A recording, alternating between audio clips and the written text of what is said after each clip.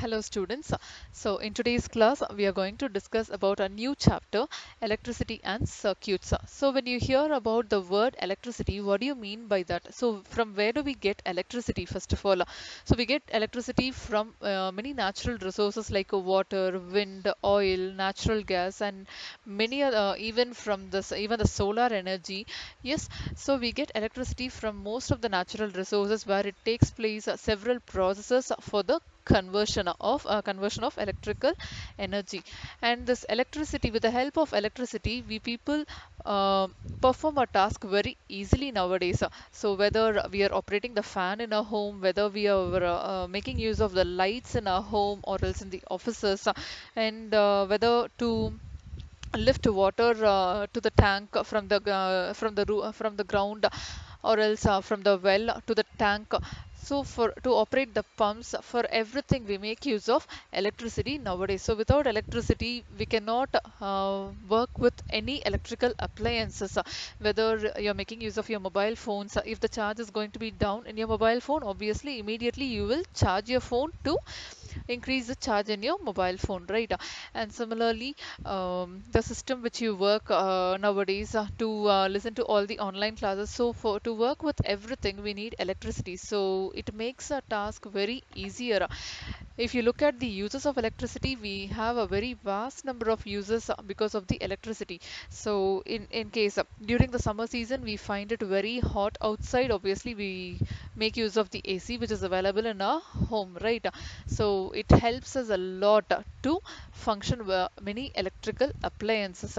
And if you look at the power station, it provides us with electricity. And the supply of electricity, if you see, in case if there is a power failure in your home, what we will do immediately, we will make use of a torch, because during the night times, without the light, we cannot work or we cannot find things very easily. So with these lights helps us to perform our task very easily, and it helps us to search for things, and we can place the things properly in a particular place. For all these purposes, electricity is much needed. In case if there is a power failure, we make use of a torch to provide light, right? And how does this torch work? How does the bulb that lights up when you switch on the torch? So how does the torch get electricity from where does the torch get electricity?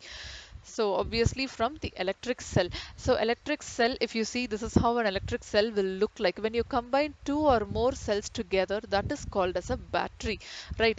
But a single particular thing, the single cell, you will call it as an electric cell. Only when you combine two or more cells together, that you will call it as a battery. And with the help of this electric cell, the bulb and a torch will glow. And how does this work actually? Not only in the torches, this electric cell is also used in the alarm clock, wristwatches, transistor radios, and then cameras and many other devices, even the toys or TV remote. So in many electrical related things, we are making use of this electric cell, even in the wall clocks which we have in our home, right? So if you look at this electric cell, have you ever noticed that it has a small metal cap on one side and a metal disc on the other side? So if you look at here, see, this is the metal cap on one side, and if you look at the base, there will be a disc-like thing, like a metal disc. And this metal cap represents the positive terminal, and the metal disc represents the negative terminal in your electric cell. Got it? So the metal cap is the positive terminal of the electric cell, and the metal disc is the negative terminal of the electric cell. And obviously, and all the electric cells will have two terminals. One is the positive terminal, and the other one is the negative terminal.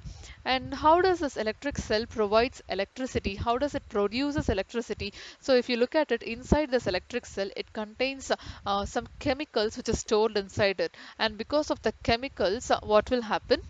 The electricity is being generated, and because of that only, the bulb in the torch tends to glow.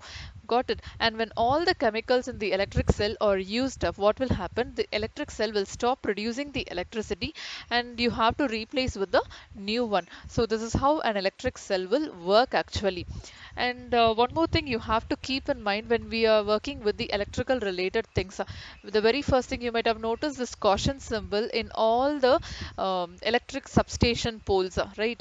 And many other places, even the transformers on the roadside, or else some small electric poles will be there. So small transformer, like a box form of transformers, will be there. There they would have mentioned this caution symbol.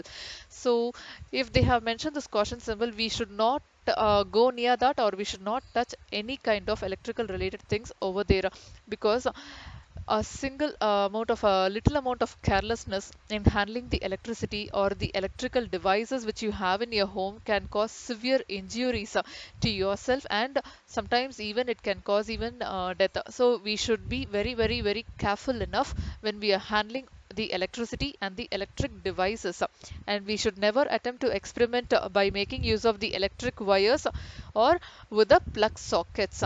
And all the activities that is being explained in this lesson should be performed only with the help of the electric cell, which is the battery. Got it?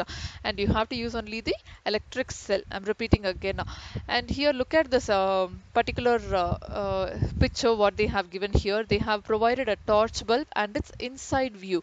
So if you look at this torch bulb, it contains a metal base followed by the bulb as the outer cover, and the outer case has been provided with a glass which is fixed on this metallic base.